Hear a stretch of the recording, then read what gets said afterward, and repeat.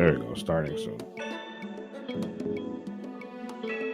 Yeah, Lance a bit, you know. Merci beaucoup, mama, for taking the time to come through, mama. You're giving me something to look forward to, you know. Oh, j'étais fou. Cool. Merci beaucoup, mama, for taking the time to come through, mama. You're giving me something to look forward to. And you can hear me and all that. Oh, j'étais fou. 40 acres in the metaverse, with a man-made lake to swim. In them heels and that virtual skirt. The sandbox is where you've never been.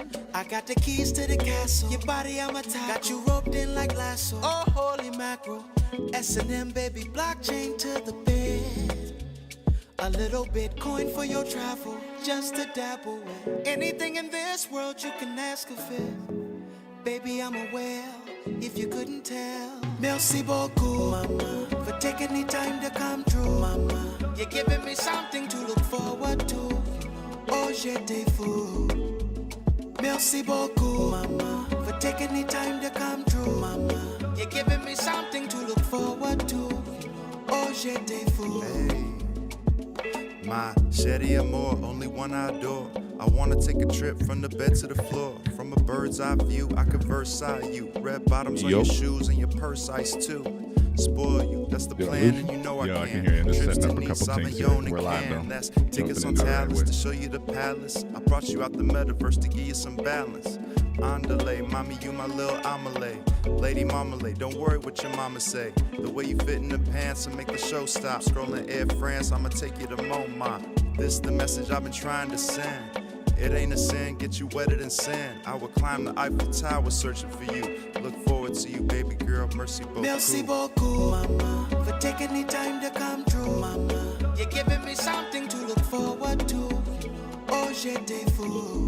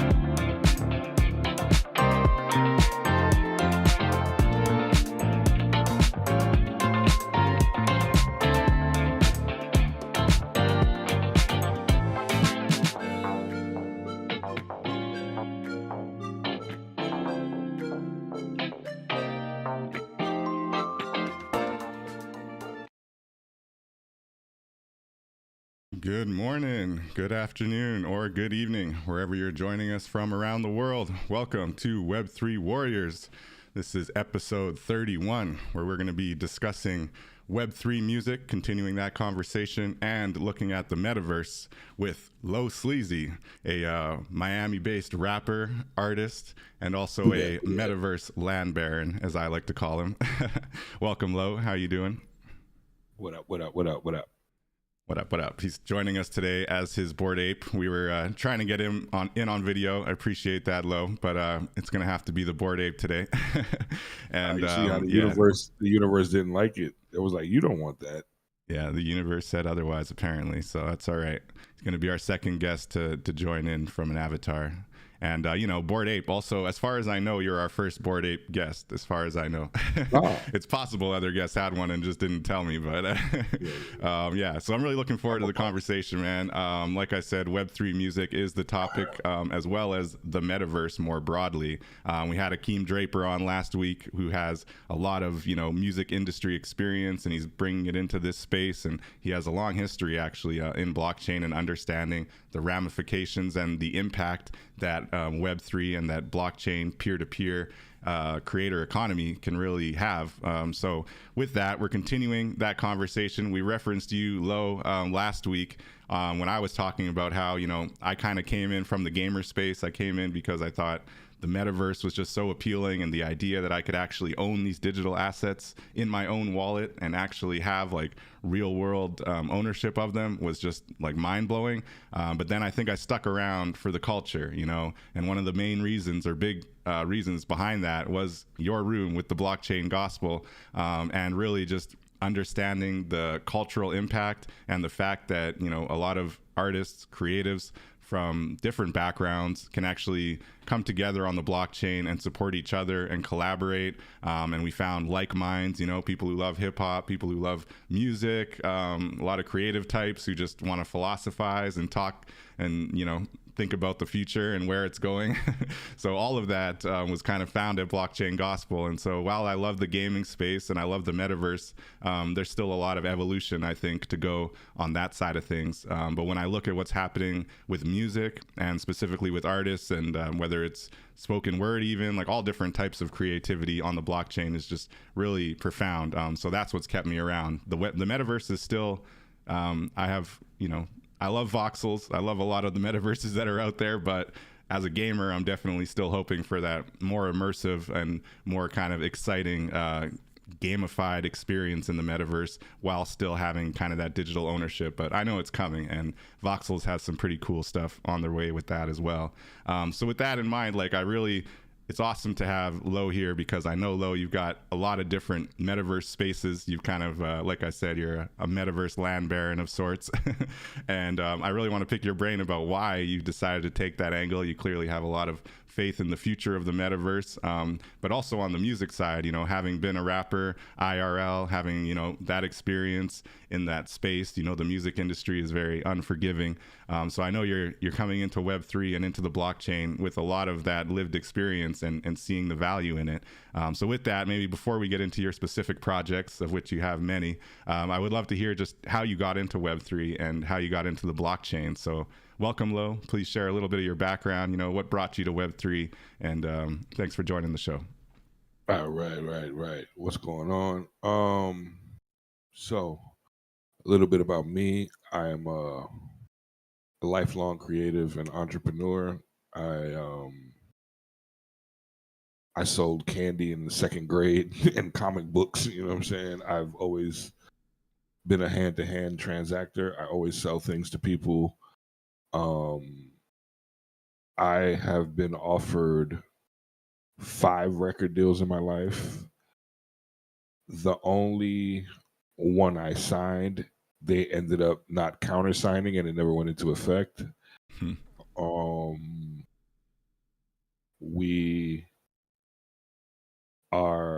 I was in a rap group in the late 90s, early 2000s called 45 to Life. We were moderate local successes in South Florida and various regions. I was one of those dudes that soon became a cliche that was out there selling CDs in the middle of the street. Can't knock the hustle, Yeah, knock the hustle. I mean, that was the way I actually started getting some real revenue out of the music business. And how I got into Web3 is, like I always say, hip hop is crypto and crypto is hip hop. Web3 built up around me, right? I didn't have to get into Web3. We are Web3, right? I think it is the extension of the ethos of hip hop. Of, I like to say, fuck that, right? We are the people who sold our shit out the trunk. We didn't sign record deals, right? We when I say we, I mean people who think like me. We always laughed at people with record deals because we knew you wasn't getting no money. And then as time went on, as you know, everybody has that legendary story about, oh, I signed a bad deal because I didn't. You signed a bad deal because you're dumb. So let's keep it real. Like, you got people no empathy. they no don't want to empathy have for those those hard guys. truths. They don't want to have those hard conversations, right? Because the people that weren't dumb are billionaires, right? You look at Jay, you look at Kanye. The people that aren't dumb handle their business. You know what I'm saying? No, they made sure they got their real percentage. Exactly. You look at somebody like E40. You look at somebody like Luke. You look at somebody like Hammer. You look at somebody like Master P. Like, the list goes on and on and on and on, right? Legends. So there's no excuses, right? You look at somebody like Ice Cube, who was 16, 17, 18 years old and knew better than to sign that shit. He was like, yeah, we can make this, but I ain't signing that shit. You understand what I'm saying? Yeah. And then even when he tried to get messed around, pulled around by the record labels, he wasn't having it either. You understand what I'm saying? So I come from that era, and I come from watching those people, right? And big up a nigga like,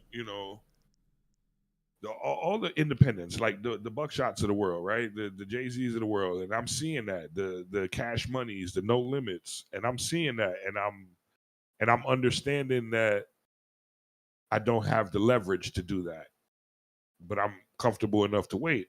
And so, as someone in their 40s who's looking at the NFT market emerging, and I see what's happening, and I actually end up having more success as an NFT musician than I ever had as a traditional musician, right? Yeah, that's fascinating. So, like, how do you think that happens? Do you think that it was really just kind of the way you built community within the NFT space, or do you think that experience, coming from that background you just described, really helped you in the Web3 space? I would say it helped me to recognize the Web3 space for what it was when other people kept thinking it was something new, right? I don't think it's something new. I don't think it's even innovative, right? I think it's something that's been on the edges of society for the last 25, 30 years. And as a consequence, the edge moves to the center, And and even still now, we're not really mainstream, right? We're still a fraction of the population. Yeah, small fraction. Of those names you mentioned, I know a handful of them are obviously like Snoop Dogg, even Ice Cube to a lesser extent. Some of them are dipping their toes into NFTs and Web3, while Snoop Dogg's jumping in full bore. But how do you think that, to your point about hip hop is crypto and crypto is hip hop, how do you feel about some of those bigger names jumping into Web3? And do you think they're doing it for the same reasons? Do they see that, basically what you just said, hip hop is crypto? Do you think they see that connection, that hustle mentality? Yeah, some do. I know people like Too Short. I remember hearing Too Short speak on the space, and there are people who recognize it for what it is, right? And those people are heavily invested, right? You see somebody like Nipsey was deep in the game, right? So there are people who see it in all facets of life, and there are people who don't, right? Because I look at some of these kids who came in here and just pulled cash grabs, and you could tell they just put their name on some shit that their scammer friend was doing. Yeah. Right? Yeah. Definitely a lot of that. A lot of it, my nigga. Too much of it. So where do you see music on the blockchain going? Kind of following up on Hakeem Draper's conversation last week. Obviously a huge evangelist for peer-to-peer Web3 music. How do you see it evolving? I see it becoming ubiquitous. I told somebody the other day, I had this epiphany. it's those kids that are 9 to 17, right? When the metaverse becomes the number one way they find music, that's when we've arrived. No right? doubt. When the songs that they listen to are the songs that they hear in the metaverse, that's when we've arrived. And that's the point, right? And everybody over 17 is irrelevant. And that's what I feel like is the problem with the scene today. These are the people we're pitching to. How you pitching rap music to somebody over 35 and you're trying to get them to use new technology to listen to this music? You're crazy. Yeah, that's a lot of barriers. Do you think You're crazy? Do you think the metaverse still needs to evolve a bit more to the point where kids are wanting to rush in the doors? Like I look at something like voxels, and it's in all intents and purposes pretty much like Minecraft, right? Or even Roblox. So where do you think is the stickiness preventing the kids from kind of jumping in? Or maybe it's just a lack of knowledge. I don't know. They ain't got no money.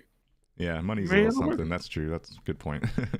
There's those free rooms though on voxels now where you could at least mess around a bit, but you have to have a good parent who knows how to point you in the right direction, I guess. Yeah, if voxels spent more time and money marketing to children that they could be in there for free and learn these skills that they could one day market to be paid in. Right. If they concentrated on taking the tween market, say 12 to 17, and be like, look, here, you can come get free training for your job in real life. Like this could be your job, right?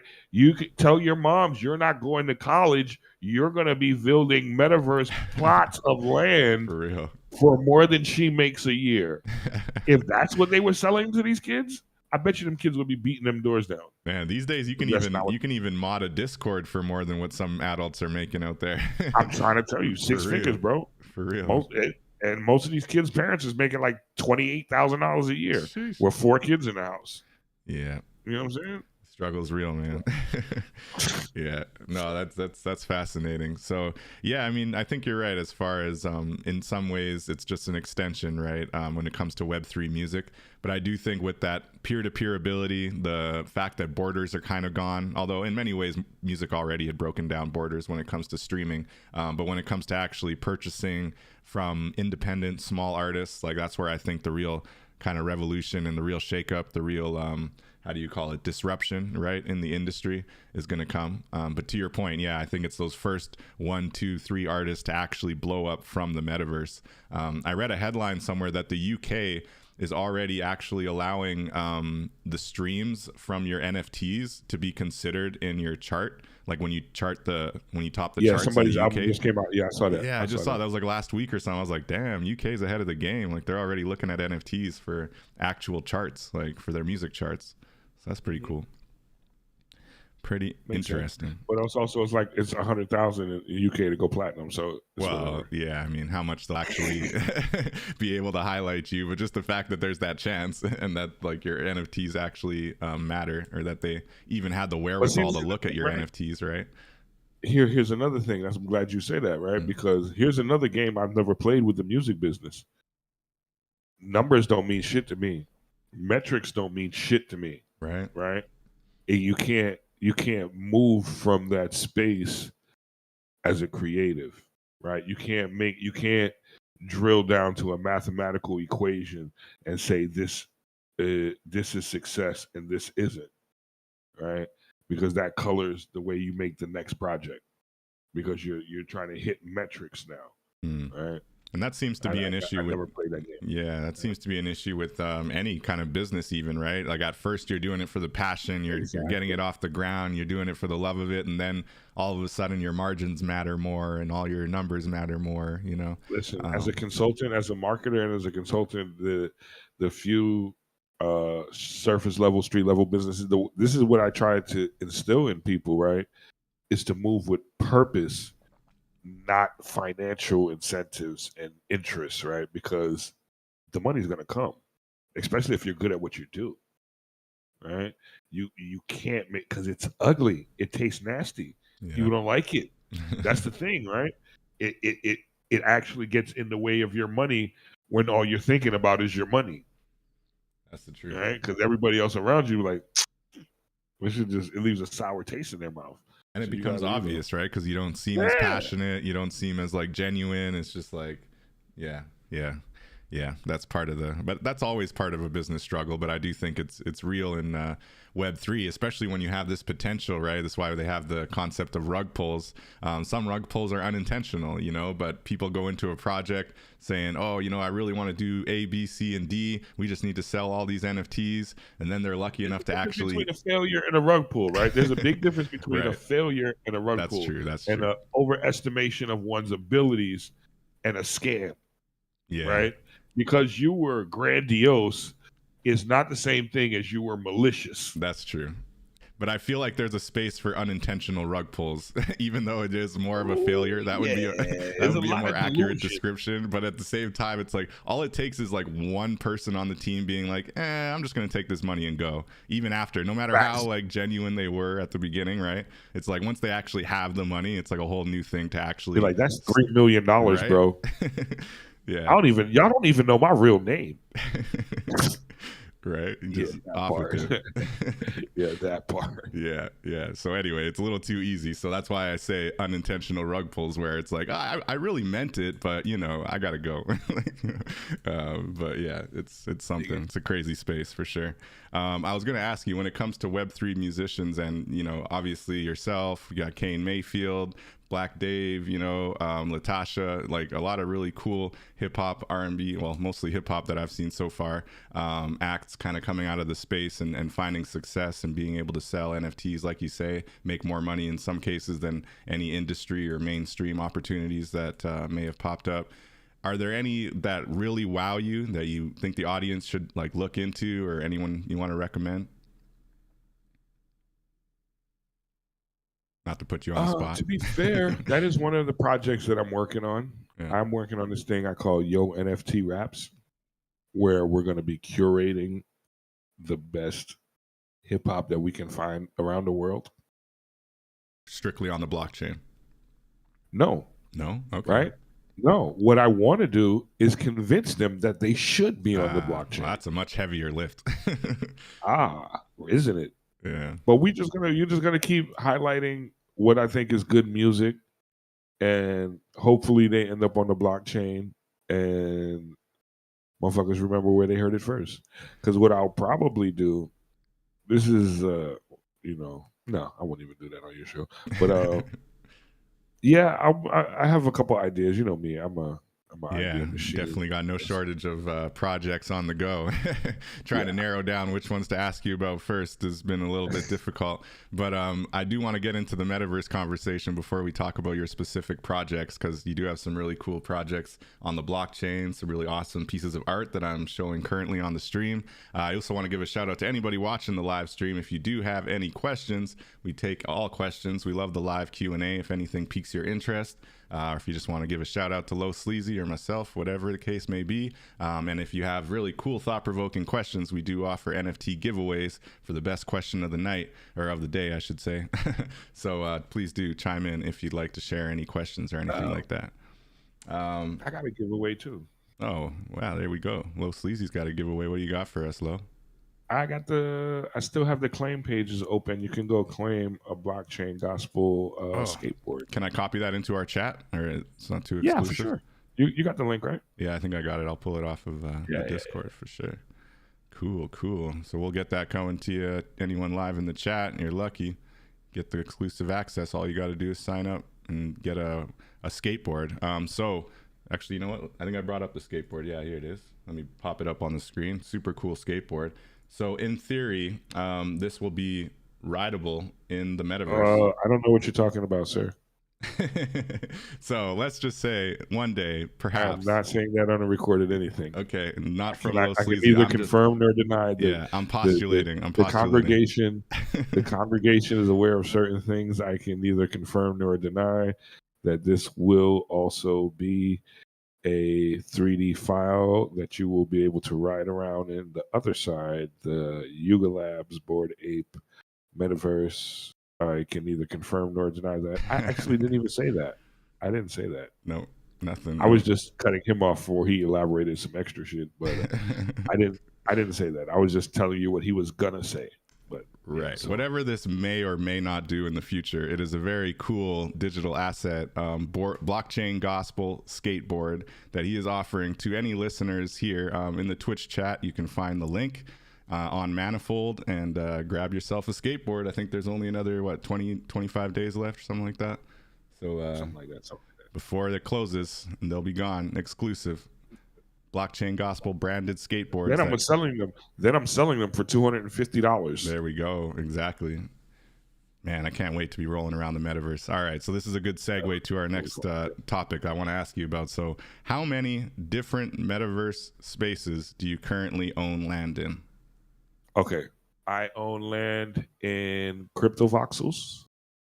I own land in Frogland.io. Oh, nice.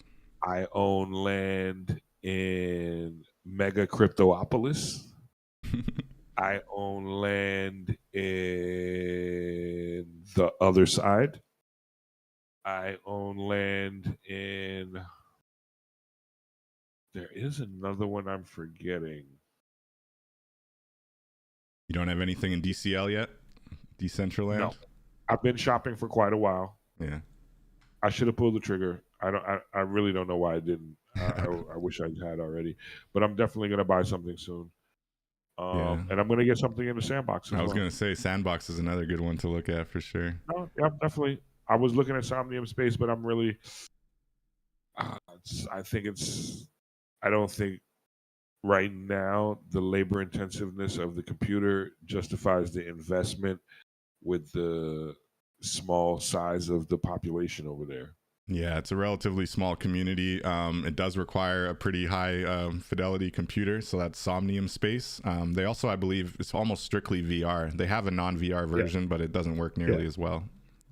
And that one doesn't work that great either. Right. Yeah, even the VR version, it's just okay. So everything's under development. That's why I was saying when it comes to that metaverse conversation, you know, especially as a gamer who's been fully immersed in those old gaming metaverses, which are a little bit different, not on the blockchain, obviously.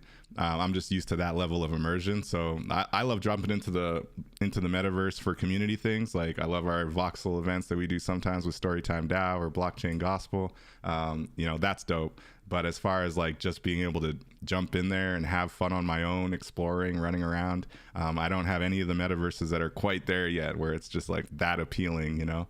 Decentraland's kind of cool. They got that Decentral Casino. That's actually pretty cool. I know a lot of people wasting way too much money in that metaverse casino that they have there. I would say that's probably the most impressive gamified metaverse space I've seen, besides Sandbox. Sandbox definitely seems to be doing it big, but apparently it's owned by Microsoft, so we'll see how decentralized it gets. What do you think about that concept as far as decentralized metaverses, right? They almost always have some central point of control. What do you think about that? There is no decentralization anywhere. Okay, there's no pure decentralization, and that's a good philosophical conversation. Listen, here we go. Decentralization is a myth. All right. As a goal, it is admirable. For freedom, it is not necessary. All right. It is a tripwire meant to slow us down to the actual goal, which is freedom. If we can use it to attain a little bit more freedom and anonymity, it is great, but it is not the purpose of the revolution. The purpose of the revolution is the freedom. And financial sovereignty, right? Well, yeah. Yeah, that's part of the freedom. That is freedom. That is freedom, right? That's what freedom looks like. That's the real core of freedom, not needing to rely on anyone and being able to get that support direct, peer-to-peer. Right. Okay. You got a problem, solve it. You got a problem, you liquid enough to solve it. But let this water wash away all these problems. Let this current flow. You know what I'm saying? Word. Okay, but with that in mind, all right, so decentralization as a goal, still, you know, I think there are some that are more decentralized than others when looking at specifically Web3 metaverse spaces. And I've made this distinction going back to our very first episode, and even, you know, the description of our show is very clear to say we are looking at the Web3 metaverse because everything before the Web3 metaverse is just a video game, all right? So when you're looking at the Web3 metaverse, it means that the actual land is on chain. The actual land can be purchased and owned in your wallet. And then beyond that, all of the digital assets within the metaverse can be purchased, bought, sold, owned within your own sovereign digital wallet that you can make money on. And it's a whole lucrative economy, right? So from that aspect, you know, I think that there are some, like I think Sandbox, for example, obviously they still say they're in beta. So I think it'll remain to be seen just how decentralized they go. But I've learned recently that they were owned by Microsoft. I didn't even realize that. But just their general way that they're functioning seems to be very kind of corporate, like video game. And I just wonder how tradable all of their assets are. But they seem to be pretty good on OpenSea, right? So I guess I was just going to ask, like, if you have a metaverse space that you think is doing it right as far as being as decentralized as possible. And I actually thought Somnium Space is kind of doing an interesting tack on that as well. But just wanted to hear your thoughts on it, or you just don't care. Well, I guess the you know, DCL and Sandbox, I think they both have tokens and voting on chain, right? Like there are DAOs that are controlling the Does Sandbox actions. have that too? I knew Decentraland I think does. so.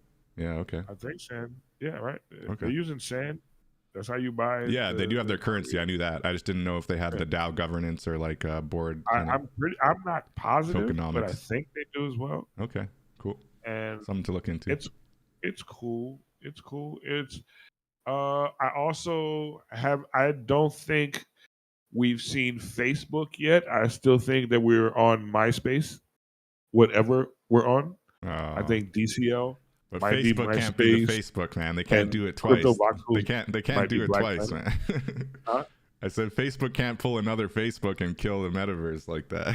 No. What I mean by that is, like, I don't think that the Facebook to MySpace has happened yet. Right. No, I'm with you. That was my point about the evolution of the metaverse for sure. Yeah. So I think we're still. I don't think we even had MySpace yet.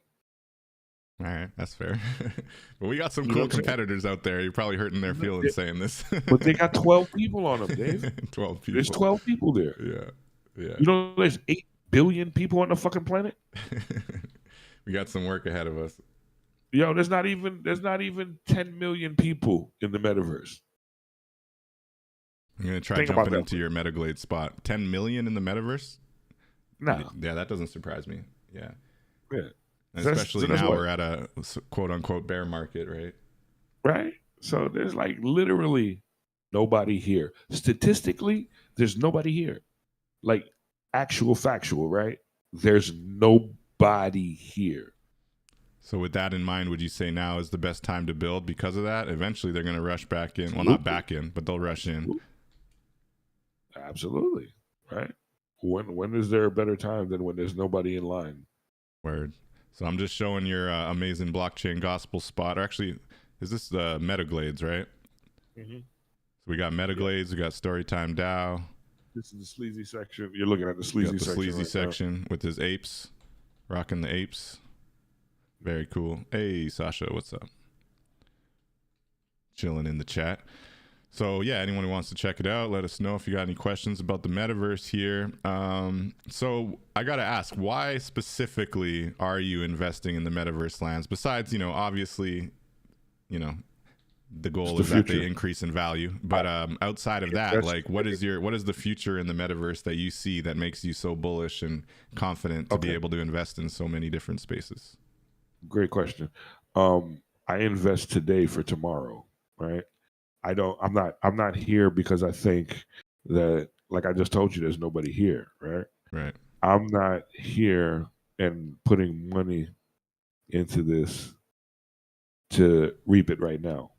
I'm laying bricks down to a foundation that is more so about showing people use cases and training the leaders of tomorrow.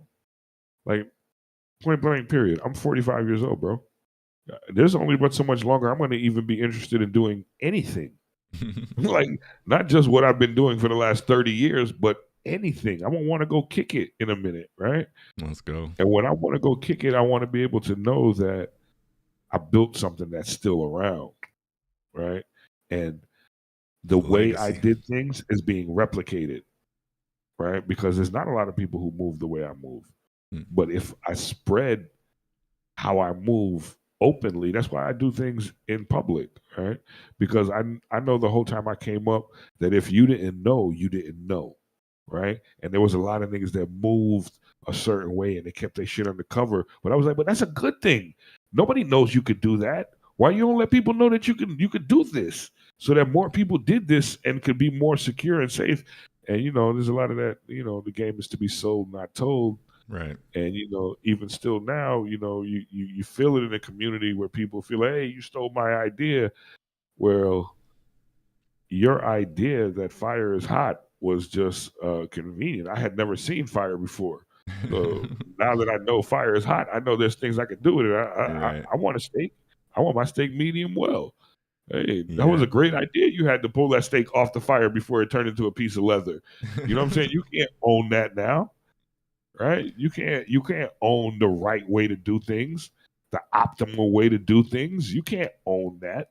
Yeah, especially when so much of the tech is open source these days, right? Exactly. And I get wanting to get, at the very least some kind of credit or something, but that's just, But even that's all vanity, right? Yeah. Like leads me back to my music. White Whale, my Moby Dick for the music space is this thing I call the Zero Protocol, right? And it's about music being put on the blockchain with zero image, ego, and constraints. No names, a number. Here's the song. You like it or you don't? Because people tend to like songs because they're from certain people. You don't like that song, you like that person. That's cool. Right. But what about this music standing on its own? Can that happen? I would like to see that, right? And that's something at Zero Records that I would like to make happen. Something I've been trying to build. I was talking to my dev the other day, literally yesterday, about this. Yeah, that's exciting. And so it's just kind of letting the music speak for itself, right? Exactly. Right. And it also it's a solution to a problem from maybe a bygone generation, but for a lot of the dudes I grew up with, they got shelved. And what that was when you would get signed to a record deal, but then your record would never come out. Man. And then they would never let you put out your own record. That's just straight up oppression, That's just like a toxic relationship right there. The fact that people would just do that and like be proud of it, like, yeah, I got that guy. But what it was, if you look back on it, I can look back on it and be honest about it. There were some rappers that were so talented, if they came out, the rappers that had been established already would never make another dollar. And the labels could see that in some of these rappers, right? Some of these niggas was too real, too hard, too potent, and you can't come out. You're going to fuck up everything else we got already. That shit is like mess up the game, Yeah. Yeah, you got to go sit down somewhere. You got to go sit down. Here, take this money. Take this couple dollars right here. We keep you in the studio for the next 5 years and just never put you out. And do you think that like when you look at people like maybe Nipsey, rest in peace, or like Russ, some who like really did break out and kind of do it their own way, are they redefining the game? Or like, what do you think about that whole concept of some of these independent rappers who do have full ownership of their IP? Nipsey never had an 80-20 split, bro. 80-20. This shit's not redefining the game. The game has always been there. Motherfuckers have just been reluctant to take the people. I have this. You're from Block. You know about blockchain. People sign up for their slavery, right?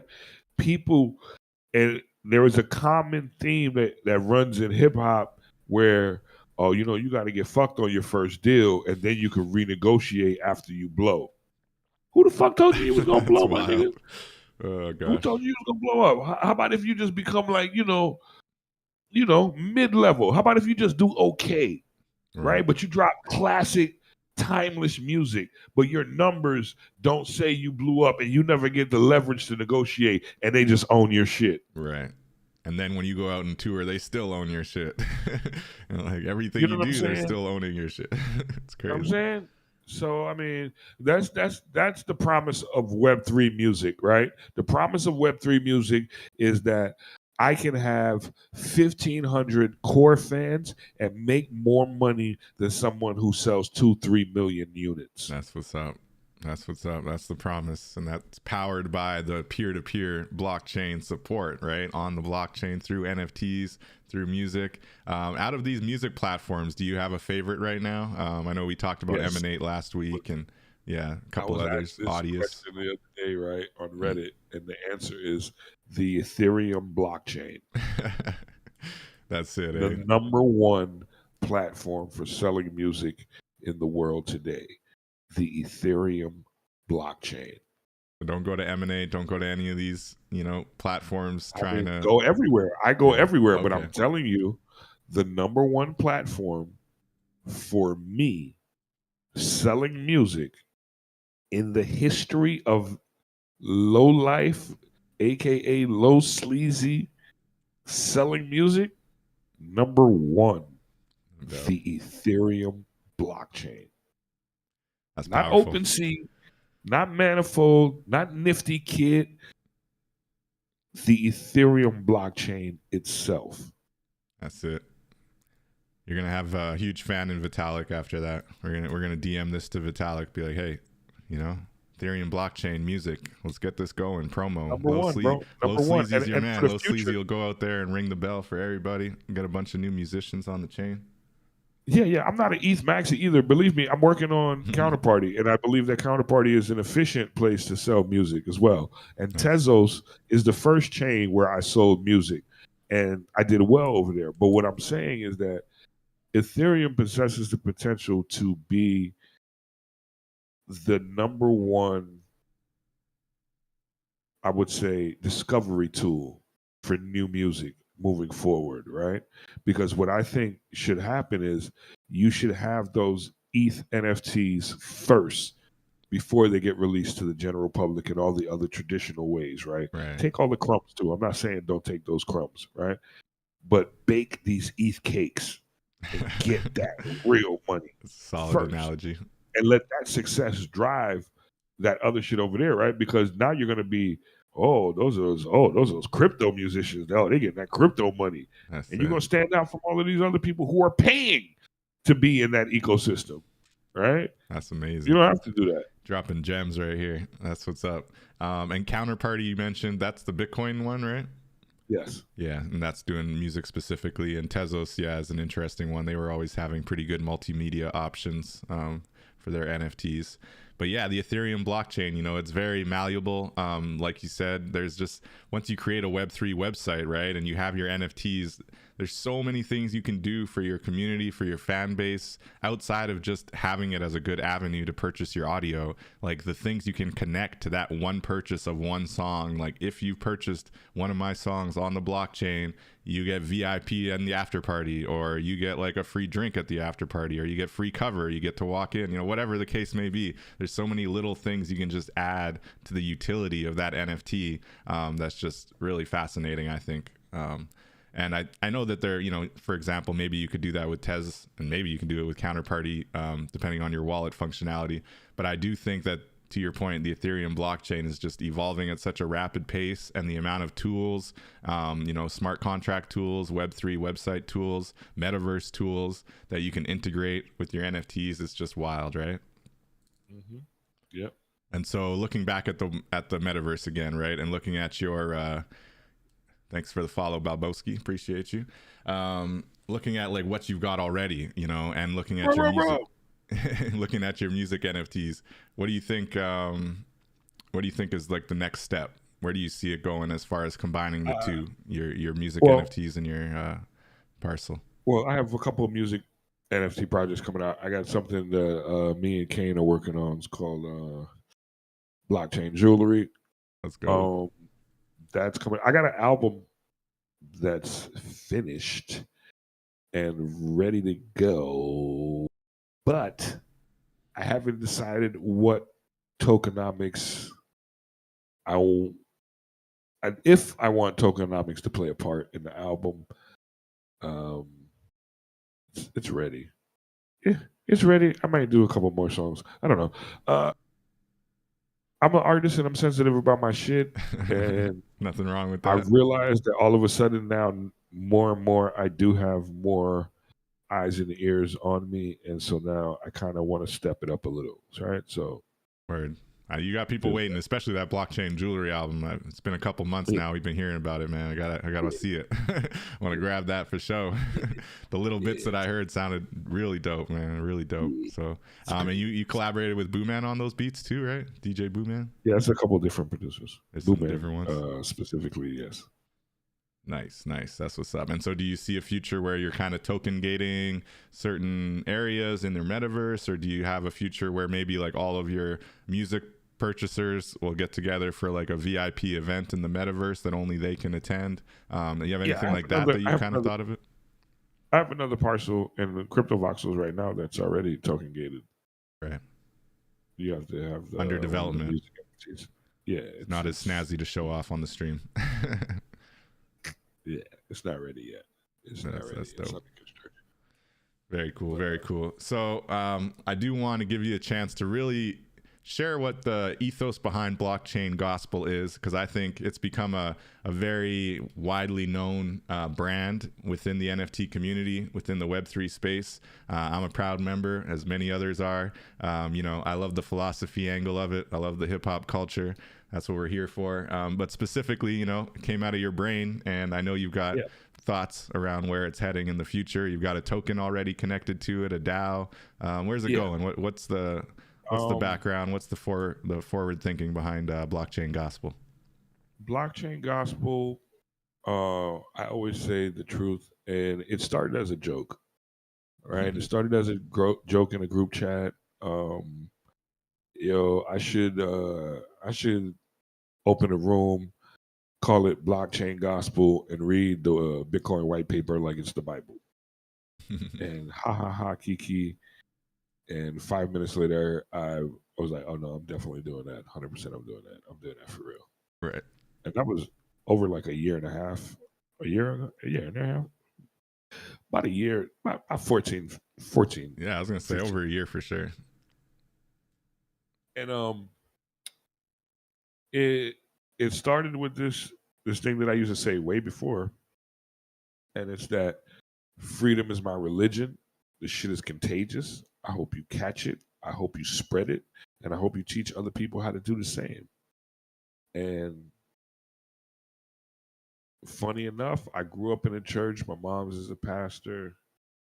And it's a religion now. It is a way of life. It is about freedom, right? It is not about religiosity.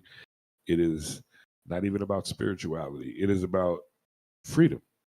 Word. Period. Right? That's what it's about. And the blockchain may have been the lantern that we all gathered under, but freedom is the banner that we're flying. You know what I mean? That's beautiful, man. So where's it going? Where are we going, man? Where's the church? Where are we heading? Hallelujah. That's what Balbowski. Let's go. I mean, we're going, right? We definitely here do not pretend to have profits at the church, right? We are just looking for profits. You know what I mean? Supporting the community, collaborating. I mean, sharing. I mean, open source. This is open source learning. That's what it started as, and that's what I do my best to keep it. There was a moment where we almost turned into the home shopping network, and I had to fight back against that. Even my own natural instincts as a salesman, I wanted to just make it fertile ground to just be able to sell shit. And I had to realize that that's not my calling, that's my desire. My calling is to fucking hand out these lockpicks to slaves, right? And to burn everything down. Another common analogy. Just out here stoking revolution, no big deal. Don't mind us. That's awesome, man. So that's where the blockchain gospel is going, continues to plug away and just be part of the space and be part of the evolution of the blockchain and Web3. It's super exciting. So looking at some of your NFTs, and you've spoken about how you've been able to sell music NFTs. You also do art and painting, right? So how do you feel about kind of the art collections, and do you have like a specific niche that you're trying outside of music, obviously, but as a painter, as somebody who's also got a lot of creativity? I see that you have a lot of different GAN pieces here. So that's generative AI art. I always forget that second word. What is it again? Generative adversarial network, right? So what are your thoughts on well, let's start with that, GANs in general. You clearly are a fan. Oh, that's a painting right there that you got up on the screen. That one was a painting now. Yeah, that's a painting. Dot cloud. Yeah, dope. That's a painting. Dope. All right. Well, that's dope. I'm a fan of the brushstrokes. So, but the other ones you had in this collection are almost all GAN, right? Most of them, I think. Yeah. If you go to the Meta Moments too, those are this one. This one's real nice. It's supposed to be like an ode to Haiti or what? Yeah, those are all GANs. If you go to Let's Get Phygital, I love that one. Right. I love this. I'll go there. This is one of my favorites. Gotta go back to your creations. Let's Get Phygital. So explain the ethos behind Let's Get Phygital, and maybe even recapping what phygital means for our audience, anyone not aware. Okay, so phygital is the marrying of a physical and a digital product. My gallery is called Phygital Miami because I sell NFTs and I sell paintings, right? So it's a thing that when I heard it, I knew that it was my future. The first time I heard that word, I was like, oh yeah, that's what I do. Because, I'm a digital artist and I'm a physical painter. I love painting. No doubt. So how have you married the two so far? I'm trying to find your Let's Get Phygital collection. It's not showing up. I wouldn't say that I've married them as much as I'm running on parallel tracks. Right. I do still sell paintings occasionally in real life, but the people who buy my paintings are not the people who buy my NFTs. So I wouldn't say that I've married them yet. Right? No doubt. And how about the wearables? I'm looking at the wearables here. I'm trying to find your Let's Get Phygital collection as well. But so what about wearables when you're looking at like fashion in the metaverse? Is that something you're going to keep trying to do? I don't know if you're going to get away with this pistol. That thing's badass. Yeah, right. They're gonna catch you with that one. If you go to my website too, right, you'll see that I also have a lot of clothes in real life, right? If you go to abn.life and you go to the store, you'll see that I have a lot of clothes for real life, and some of those clothes will be translating into wearables as well. And I think that real life is more important than the metaverse. And what I think, if we can make the metaverse an overlay to everyday experience, then we can really begin to start to get to somewhere really groundbreaking. Right? No doubt.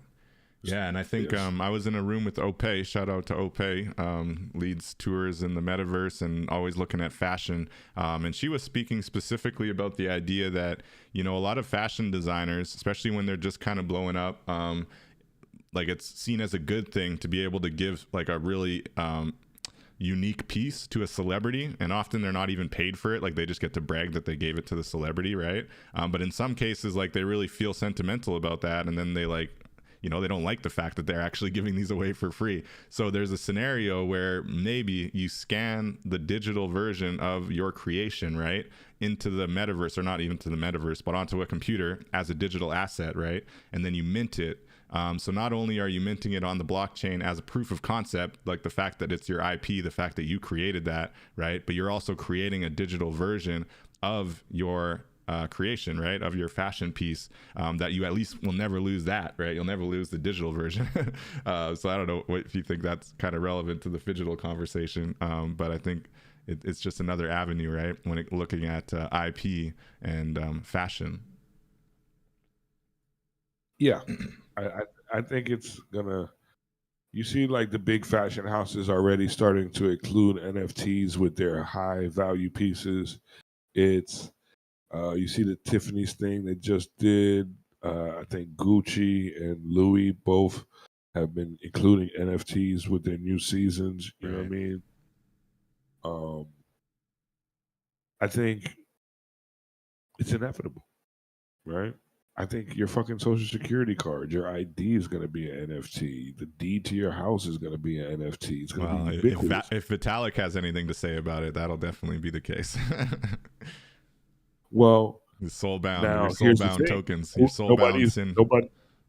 nobody's sure that Ethereum won't be the MySpace, and there's another. Is it all of this stuff we're talking about won't be based on a CBDC instead of Oh ETH, gosh. right? Well, that can't be the Facebook though. CBDC is not even crypto, right? Like that's not a solution for But these those of us people, but here for listen, the that's why revolution. if we could trust these people, we wouldn't be leading a revolution now, would we? No, You. no.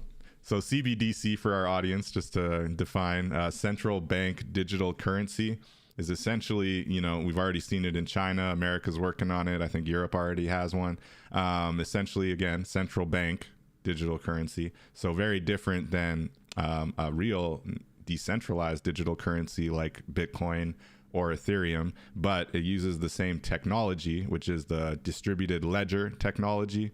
And so it is technically blockchain, but it is not decentralized, and it does not solve a lot of the issues that Satoshi's white paper first outlined when creating Bitcoin. If anything, it's really just taking the government with all of its flaws and all of its inflation and all of its kind of made up value around some of the fiat currency and putting that on the blockchain, flaws and all. So I don't think it's a solution, and I hope that the industry does not move in that direction. But I'm sure if the American government had it their way, that would be the move.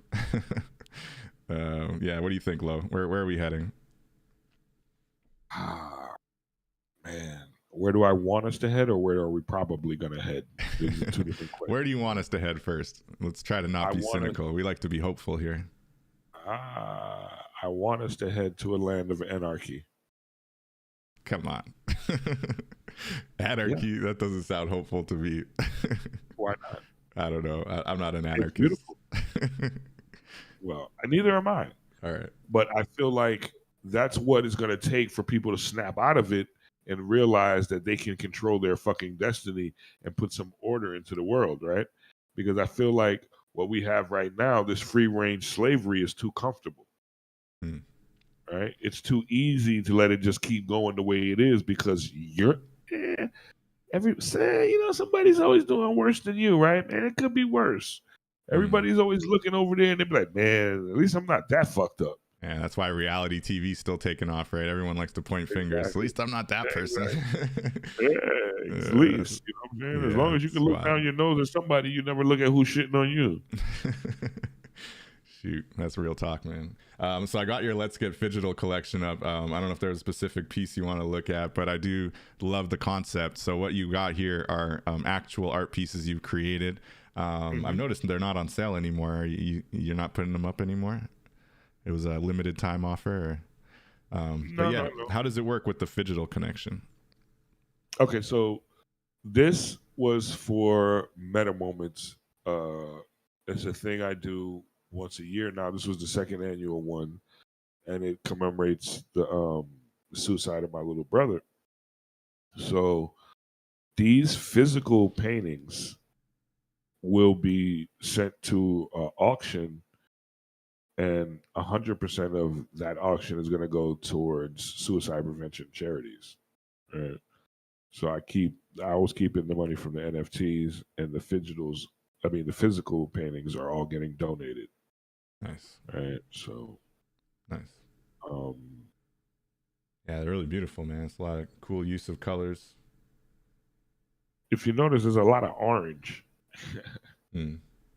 Right. Orange and greens. And it's there's a couple years of paintings there. The whole collection, this was a bunch of pieces from my work in progress, which was like my first real gallery show that I had at my gallery. And there were about 60 pieces, and I chose 21 for this project. So there's more pieces still in the collection, but these are the ones that are getting donated. And yeah, Very cool, it's, very cool. And I love most how of them you've are created this Meta Moments, annual event for mental health and suicide prevention. Very important topic. Obviously, yeah, man, it's really amazing. So congrats on that. And I love this one piece, the Blue Sky Warrior. Gives me ancestor vibes there. I love it. Yeah, I love That's that. what's up. Very cool, very cool. So you mentioned Zero Protocol and like kind of that project as well. What else do you kind of have on the go as far as like on the real dev side? I know you've got a lot of different projects on the go. Yeah, right now I have the Metaglades project, which is a comic book, which is actually the first issue is almost getting ready to go to inks. Nice. That's coming out soon. Then I have another project I've been a part of for over a year now, which has gone through many stages. It was initially Hoof and Scale. It was turned into the Rebel Cartel, and it is now Dow Folk. And what Dow Folk is going to be sort of like what Storytime Dow is, but on a smaller scale, more focused on the actual story of the NFT project that we're coming out. You may have seen me rolling around with that PFP a little bit. Yeah, it's beautiful. That's some amazing art. Yeah, it's crazy art. And one thing about us is we started this when PFPs were a lot hotter, and we were determined to make human beings, right? And now it even plays even more because it ties deeply into what we have planned at the Sleazy Empire for the other side. Nice. Because what we're doing with these projects, they will dominate a parcel over there, and they're going to be your avatars in the other side, and you won't have to be a monkey or a giraffe or a fucking rhinoceros. You can actually be a person. Walk around as a human. Yeah. You can be a person that kind of sort of resembles you, because you will be able to kind of customize your NFT, right? So pre-mint, we're going to give you the option to choose your base and some of your characteristics. Some will be random. That's super cool. So you're almost going to have a kind of generator situation. Yeah. Wow. So there'll be men, women. Man, I'm excited for this one, man. Dow Folk. Yeah, stay tuned. Yeah, we're gonna have men, women, non-binary, people of color. So it is going to be something different than the space is used to, and also it's a storytelling vehicle, right? So one of the perks for buying one of the Dow Folk is it will be a comic book series, and we are going to have a contest with the holders about backstory.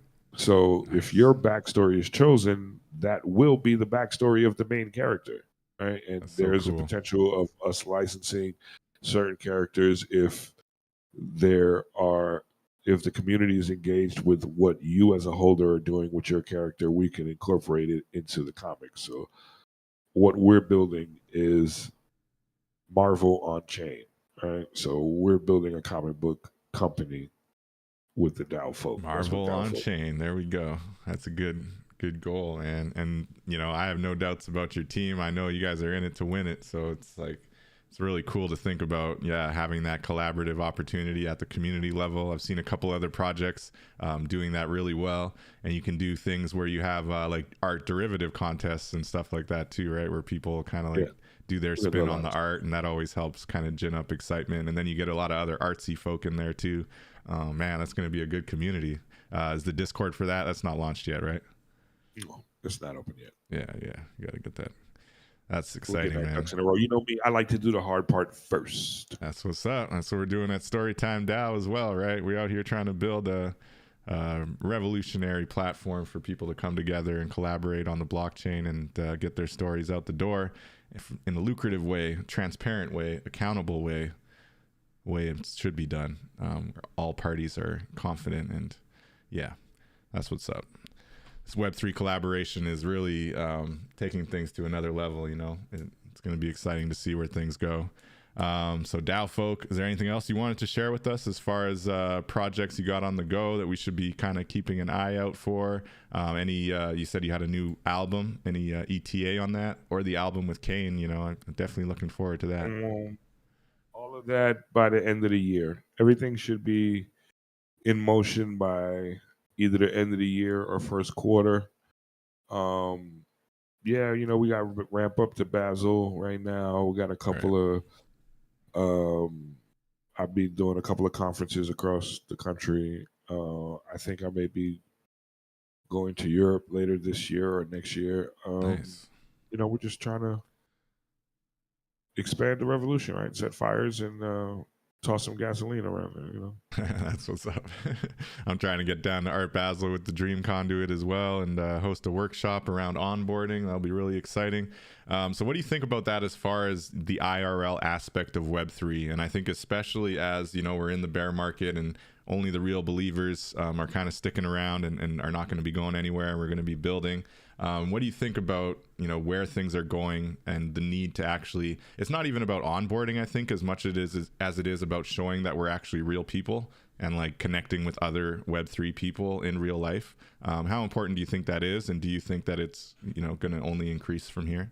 I know it was cool to meet you in New York, for example, and a bunch of others from Blockchain Gospel, Storytime DAO, and it definitely made everything a bit more real, right? A bit more like, yeah, we're going to do this. Like, let's get this off the ground, So what do you think about that? Is that going to be increasing, you think? I think my experience at the Dream Conduit and the Sovereignty Conduit in particular that I lead has made me look at the mission less about onboarding and more about vetting and training onboarders. Right now, I feel in this bear market is not the time where we need to focus on onboarding new people who are struggling financially. It is the time to take the people who happen to have survived this crypto winter unscathed and convince them that they need to shepherd that next wave in, that they need to stand at the gate. Like, it's their responsibility now now it's your turn, right? Now it's your turn to stay here for hours and hours when that next flood comes, because they're going to come back. Yeah. And when they come back, it behooves us to not let the same fuckery go on. I don't know. Right. That sounds like a tall order, though. It is. Is it our job? But yeah, I agree, though. No, it is not our job. Yeah. It is not our job. It is our calling. And those who are called know who they are, right? It's fucking frustrating. It's aggravating. It's relentless. It's you will not be appreciated. You will not be compensated. And it's still your fucking job. Apparently, the universe called some of us to do this.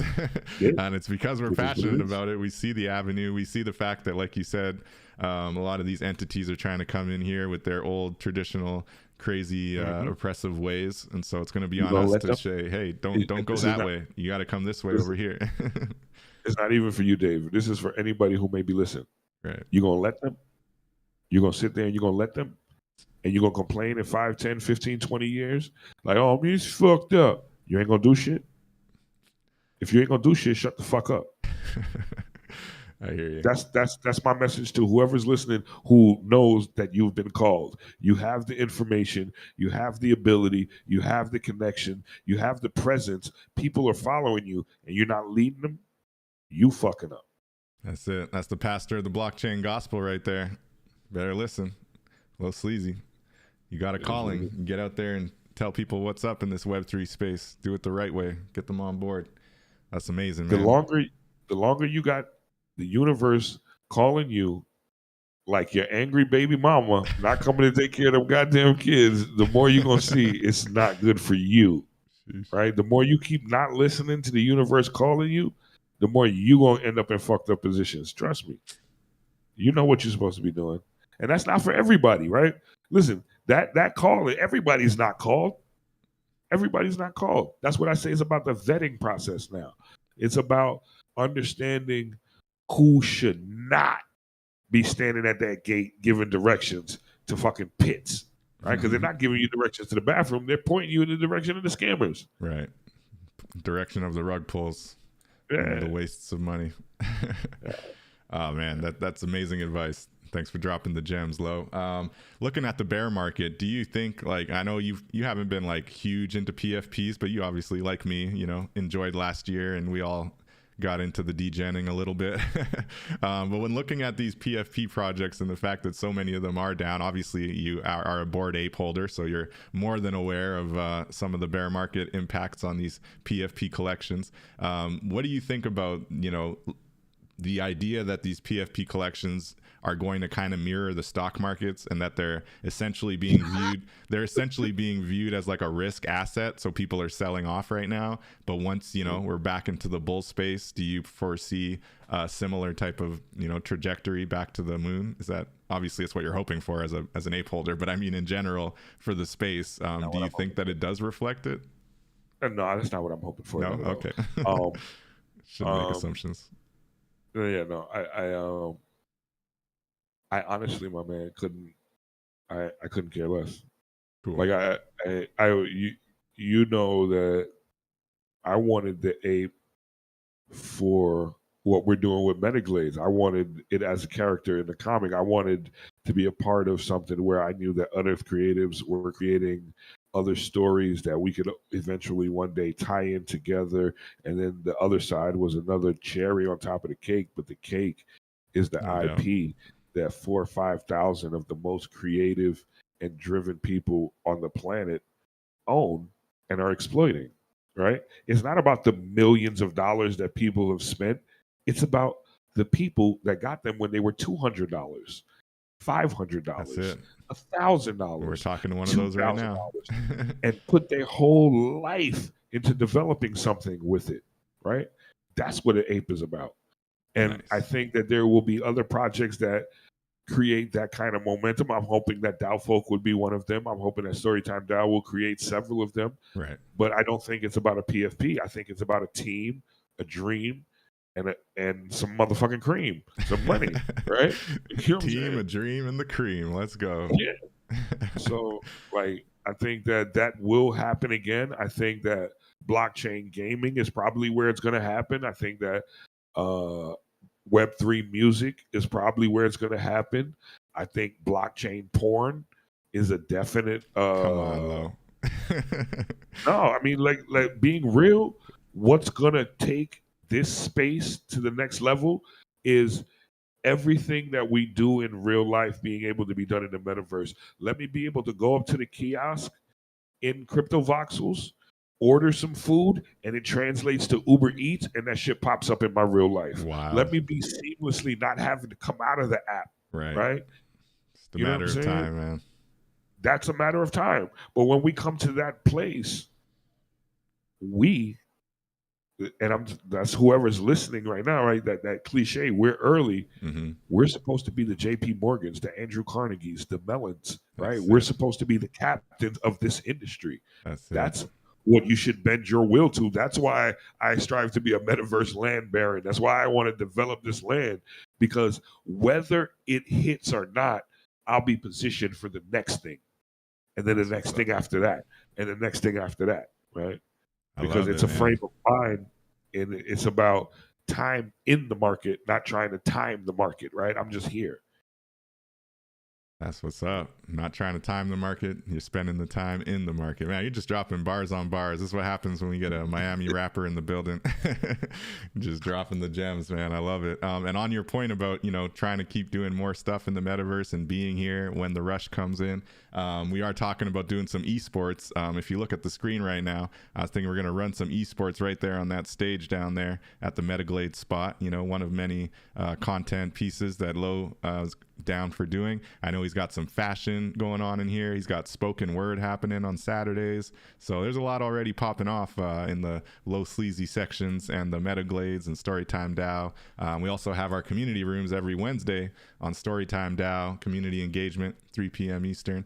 So yeah, there's a lot going on in the metaverse spots that Sleazy owns, compared to many of the other spots that are just lying dormant, and some of them haven't even been built up yet, and others, even after they build them, not many people are visiting them. So we're out here trying to have fun with it and really trying to create a space that people want to go to and want to engage with, right? So that's the future of the metaverse. For sure. And even in the new spot that I'm building, all the spots that I'm building on the other side, there will always be retail, and there will be like a venue space, right? There'll be a place for performances and gatherings, and there'll always be commercial space where we're selling music, fashion, experiences, whatever.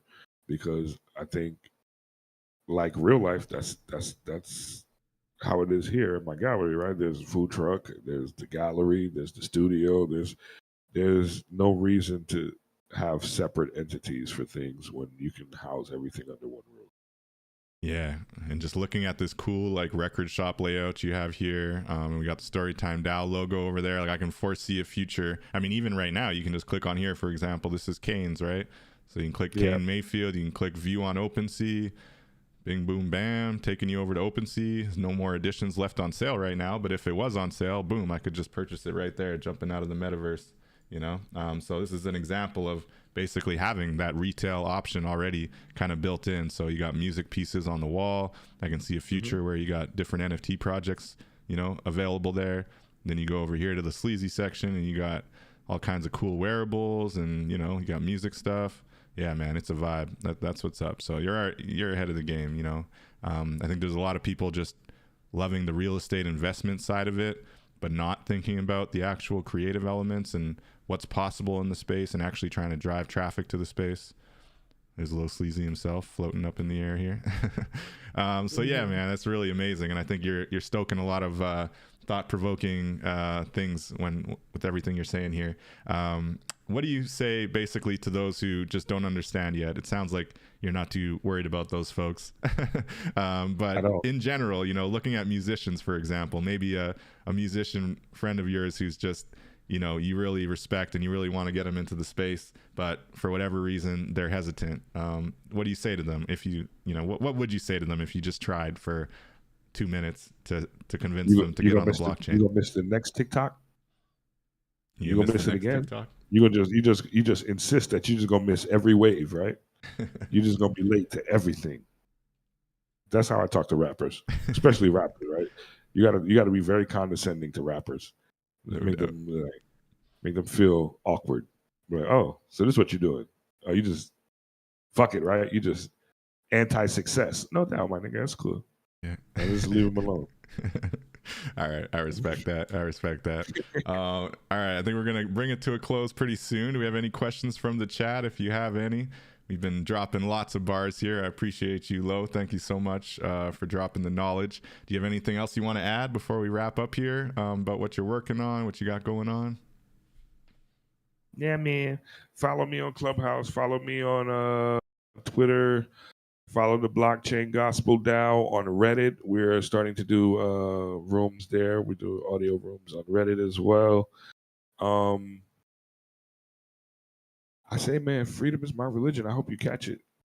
I really do. What's up? We out here catching it, and that's what the Web3 Warriors is all about too. We're out here spreading the word, letting you know, we got people on the blockchain doing this whole thing for the right reasons, doing it for the technology, doing it for the culture, doing it for the future, and financial sovereignty and freedom, most importantly. And Lo has been banging this drum for over a year, and we're going to continue banging the drum and building out here in the metaverse and on the blockchain.